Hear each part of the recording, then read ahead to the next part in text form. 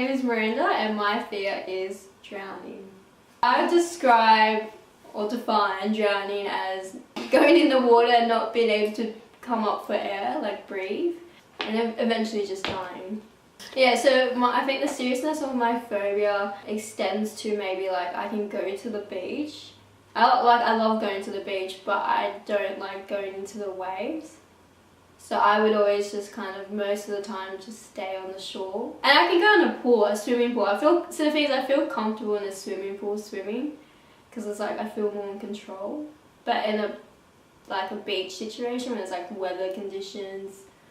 So I believe my fear stems from not so strong ability to swim.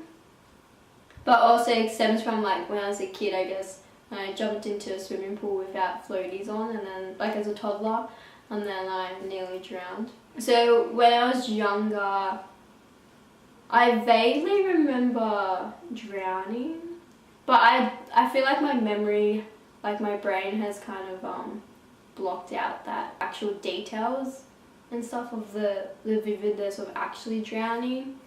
Like that fear still lingers with me. People think it's fun and stuff, like when the wave, when you get caught by a wave and then it dunks you, like it is fun and stuff, but like those, I don't know, those few seconds, like when the wave is like dunking you and you just can't breathe and you just like, it's like, I don't know, it's like minute silence, and I just absolutely freak out. I believe to some extent my fear is justified. Everyone fears some level of drowning, but I think the extent where I will go to a beach but I won't go like in the water, that's when I think it's irrational, my fear. You know there's lifeguards there and you know it's relatively safe. I do know how to swim as well. So I think in that sense that it's irrational. In terms of psychological treatment, I have not had treatment from a psychologist or a counsellor in terms of it. In terms of like swimming ability, like taking swimming lessons, I have had when I was a kid. And my mum had an argument with the lady and then she took me out of swimming lessons, so I did dancing instead. In high school I went to, like our school had a swimming pool which we were forced to do swimming, but I mean I just hanged onto the ropes.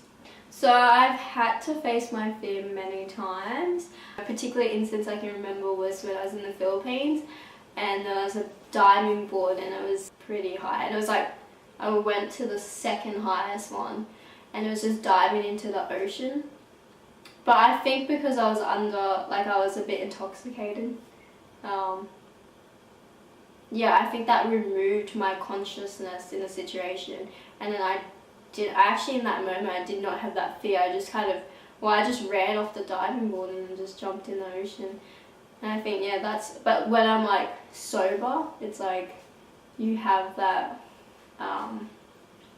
you're more aware of everything and the consequences as well. Would I have treatment for it?